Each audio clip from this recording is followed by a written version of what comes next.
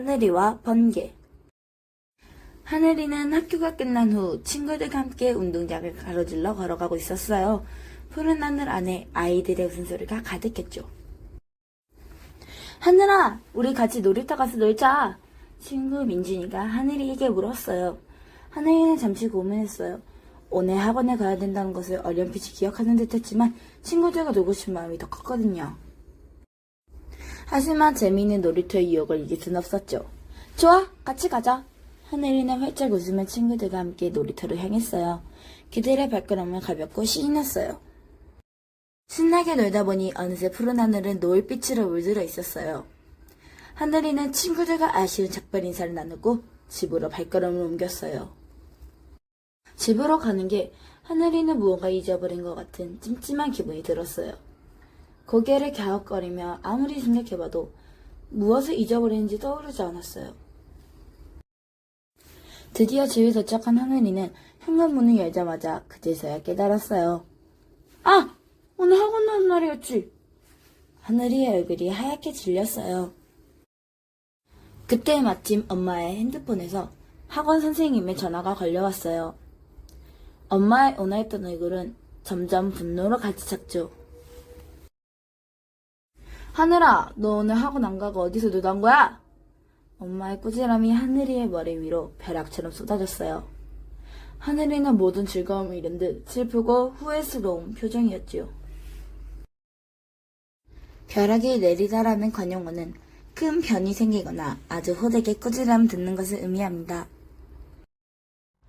눈도 깜짝하지 않는 후시. 후시는 아침에 눈을 뜨자마자 게임을 켰어요. 후시의 손가락은 마치 마법처럼 키보드 위를 빠르게 움직였어요. 꼬르륵 꼬르륵 후시의 배에서 소리가 났어요. 후시는 게임을 하다가 배가 고파졌다는 사실을 깨달았어요. 후시는 아직 게임을 잠시 멈추고 거실을 나갔어요. 시이 엄마 밥 차려주세요. 후시는 엄마에게 큰 소리로 말했어요. 시이 엄마는 후시가 좋아하는 김치볶음밥을 만들어 주었어요. 후시 밥을 다 먹은 후시는 다시 게임방으로 돌아갔어요. 자, 이제 다시 시작해볼까? 후시는 중얼대면서 후시는 게임 속에 멋진 갑옷을 입는 기사 캐릭터를 조종했어요. 기사는 숲속을 조심스럽게 걸어갔어요. 그때였어요. 상대 팀 캐릭터가 더블썩 튀어나와 기사를 혀를 휘둘렀어요. 보통이라면 깜짝 놀라 비명을 지를 상황이었지만 후시는 재빨리 키보드를 눌러 반격했어요.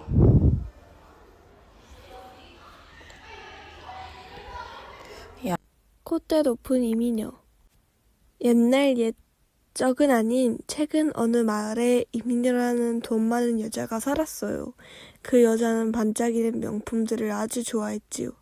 특히 샤넬 가방, 람보르기니 차, 루이비통 향수를 가장 아낀답니다. 하지만 마을 사람들은 무엇이든 뽐내고 과시하는 이민여를 별로 좋아하지 않았지요. 이민여가 지나갈 때마다 수군거리며 좋지 않은 눈빛으로 바라보았어요. 어느 날 이민여가 아끼는 샤넬 가방을 들고 기분 좋게 길을 가고 있었어요. 오늘은 또 어떤 자랑을 할까 생각하면서 말이에요. 그때 한 아이가 공을 쫓아 달려오다 이민여와 부딪혔어요. 쿵 하는 소리와 함께 이민여의 소중한 샤넬 가방이 공중으로 날아갔지요. 이게 얼마짜린데? 이민여는 소리를 지르며 아이에게 화를 냈어요. 아이는 잔뜩 기죽은 표정으로 고개를 숙인 채 죄송합니다 라고 말했어요. 그때 아이들의 친구들이 달려왔어요. 아줌마는 왜 맨날 자랑만 해요? 맞아요. 우리도 갖고 싶다고. 아이들은 이민여의 행동을 지적하며 말했어요. 이민여는 아이들의 순수한 말에 깜짝 놀랐어요. 자신이 그동안 너무 과시하며 사람들의 기분을 망쳤다는 것을 깨달았지요. 그날 밤 이민여는 하루 종일 그 아이들의 말이 머릿속을 맴돌며 잠을 이루지 못했어요. 그 사건 이후 이민여는 전보다 훨씬 검소하게 살면서 남에게 친절을 베풀기 시작했어요. 좋은 일이 생겨도 전처럼 과시하지 않고 조용히 기뻐했답니다. 작가가 이 이야기를 모티브로 한 게 콧대가 높다라는 속담이에요. 콧대가 높다라는 속담은 교만하고 잘난치 않은 태도를 일컫는 말이지. 이민여처럼 자신의 것을 뽐내고 남을 무시하면 사람들의 마음을 얻을 수 없어. 진정한 아름다움은 화려한 명품이 아니라 겸손하고 친절한 마음에서 나온다는 것을 잊지 마. 따뜻한 국물도 있다. 도깽이는 아침부터 기분이 좋지 않았어요. 엄마가 시키는 일을 나중에요! 하고는 하놓지 않았거든요. 엄마는 조용히 말했어요. 토깽아, 오늘은 너가 좋아하는 따뜻한 국물은 없단다. 이 말에 토깽이는 화가 머리끝까지 났어요. 도깽이는 국물 없으면 어때? 하며 씩씩하게 걸어 숲속으로 향했어요. 숲길은 평소처럼 즐겁지 않았고 기분은 자꾸만 가라앉았지요. 그때 친구 다람이가 앞에서 놀다가 작은 돌부리에 걸려 넘어졌어요. 아야! 다람이는 무릎을 감싸고 눈물을 글썽였지요. 토깽이는 모른 척 쌩 지나쳤어요. 넘어진 다람이를 모른 척하면 나에게 돌아오는 좋은 게 하나도 없잖아. 국물도 없지. 하지만 자기 마음속 목소리를 무시했어요. 저녁이 되어 집에 돌아온 토깽이는 식탁에 앉았어요. 따끈한 김이 모락모락 나는 국물 냄새에 코가 간지렸지요. 아빠는 맛있게 국물을 드시고 계셨어요. 토깽이는 잔뜩 풀이 죽어 엄마에게 물었어요. 엄마, 왜 아빠는 저 따뜻한 국물 먹는데 저는 안 줘요?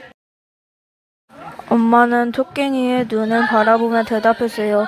내가 오늘 착한 일을 하면 그 보답으로 따뜻한 국물을 줄게. 내 마음도 따뜻한 국물이 생길 거야. 다음날 토깽이는 어제 다람이를 모른 척했던 일이 마음에 걸렸어요. 집 밖에서 놀고 있는데 어제와 똑같이 다람이가 미끄러져 쿵 하고 넘어졌어요. 토깽이는 얼른 달려가 다람이를 일으켜주고 흙을 털어주었어요. 다람아, 괜찮아? 그때 엄마가 창문 너머로 이 모습을 모두 지켜보고 계셨답니다. 집에 돌아온 토깽이는 식탁에 앉았어요. 그때 엄마가 따뜻한 국물이 담긴 그릇을 토깽이 앞에 놓아주셨지요. 착한 일을 했으니 이제 너에게도 국물도 있단다. 착한 일을 하면 너에게 좋은 보답이 돌아온단다. 하지만 남의 어려움을 외면하면 돌아오는 이득이 없지. 그러니까 국물도 없다는 건 돌아오는 좋은 게 없다는 뜻이야. 엄마가 다정하게 설명해 주셨어요. 이제 토깽이는 매일매일 남을 돕는 착한 일을 하고 가족, 친구들과 함께 따뜻한 국물을 나누어 먹으며 행복하게 지냈답니다.